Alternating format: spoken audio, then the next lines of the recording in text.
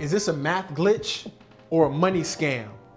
The missing dollar riddle is gonna put you to the test. I can guarantee 95% of you all watching this video are not going to be able to solve this riddle.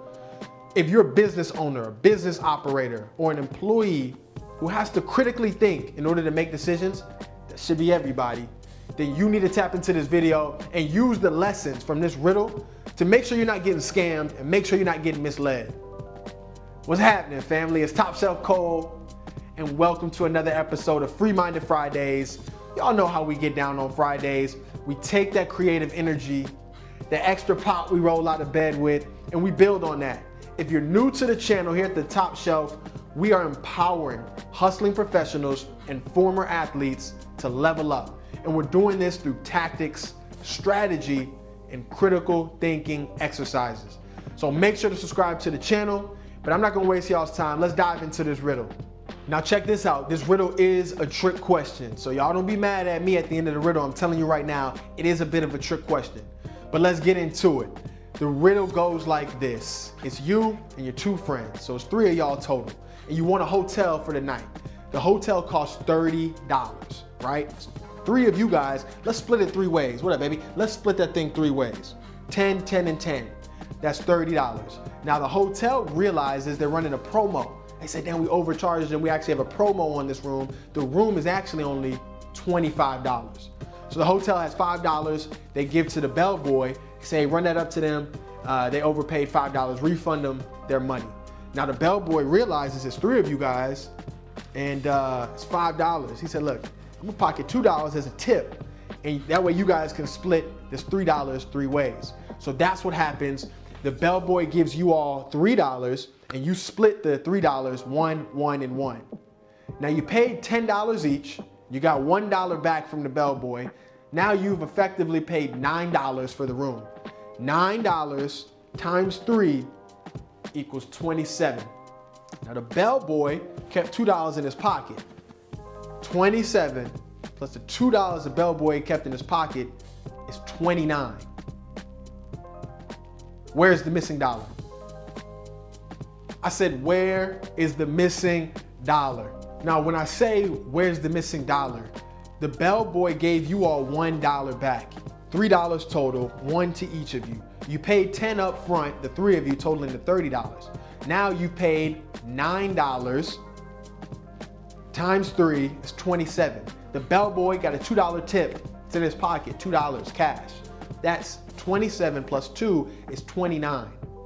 The original price of the room was $30. Where's the dollar? I want y'all to pause the video now and take a second to think about this. Work this out, write it down, write down your equation, take a pen and a paper and get to work. Now see, myself, I took some time to break this down. You aren't the only one who struggled with this. Let's walk this down. If the room was $30 and you and your friends paid $10 each to total $30, that's a known fact. There's nothing we can do to manipulate that. The room then got discounted to $25. The hotel took $5 from their price and gave it to the bellboy. So the hotel has $25 on their books. This is a known, you can't manipulate this. They gave $5 to the bellboy. They have $25 left. Now the bellboy has $5. Again, this is known, it's hard to manipulate this. He puts $2 in his pocket. He gives $3. So your first thought is, what do you mean a missing? The first thought should be, what do you mean a missing dollar? Everything's accounted for, nothing is missing. Now here's the challenge with this riddle. You're right. You're right. Nothing went missing. Every dollar is accounted for. Now here's the way you should be thinking about this in the form of a mathematical equation. On the left, you've got the original cost of the room, which is the $30. On the right, you've got the money you paid and the money that was returned to you. Cost of the room, money paid and money returned. Now you effectively paid $27. Now you might say, how did we pay $27? Well, you paid $25 for the hotel room. That's the cost of the room. And you paid a $2 tip to the bellboy. That's $27 you paid. And then you got $3 back Bellboy gave y'all $3. So your gut instinct was right. There is no missing dollar. But if you try to add $27 plus the $2 that you tip to get $29, then there's gonna be a seemingly missing dollar. So what are the lessons here, man? What are the lessons to be learned? The first lesson is that, man, in business, it's a lot of tricksters out here.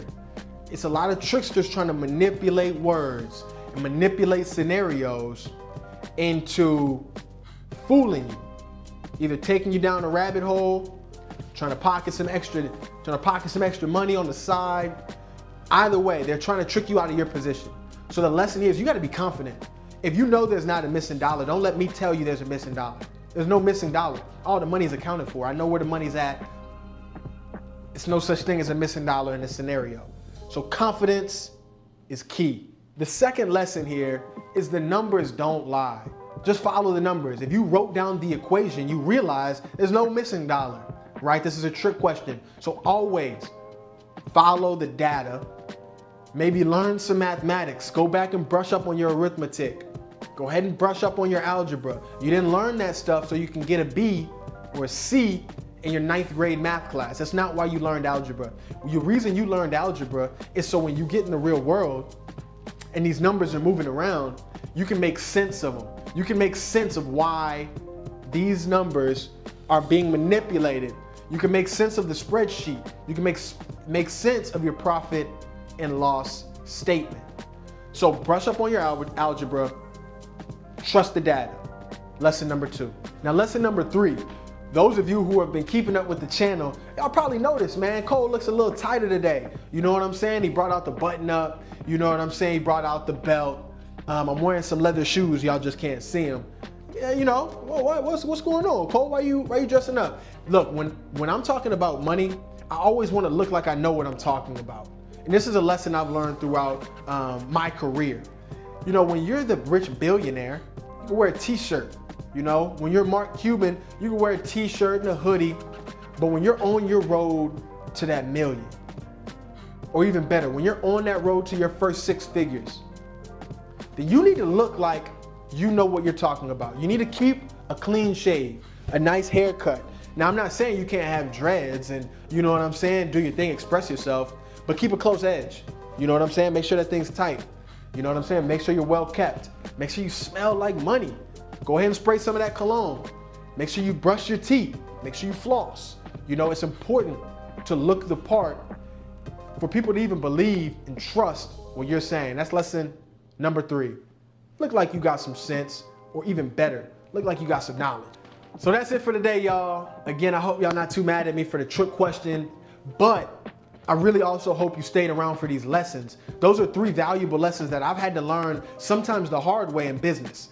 And so I didn't want you guys to learn the hard way. Y'all make sure to subscribe to the channel if y'all found any kind of value. I also have just recently dropped the Athletes Transition Playbook Part 1, the competitive assessment, the competitive advantage assessment. If you played any kind of ball, like if you played any kind of ball at all, then you know what it is to compete. You might not have competed at the highest level, or maybe you did, but you know what it is to compete.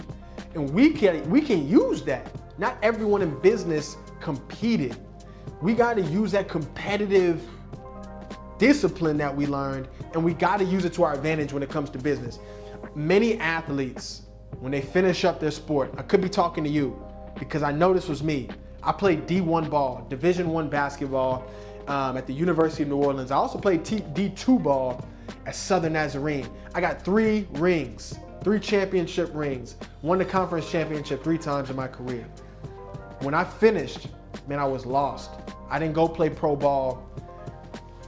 I said I got to make some money, and I did not know how I was going to make that money. I just knew I needed to make some money.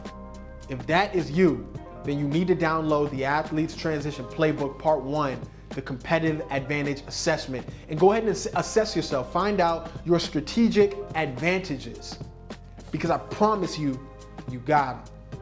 So y'all hit me up in the DMs if you have any questions. If y'all want to holler at me, I want to hear y'all thoughts on the riddle below in the comments. Man, y'all have a blessed weekend. It's Top Shelf Cole. Peace.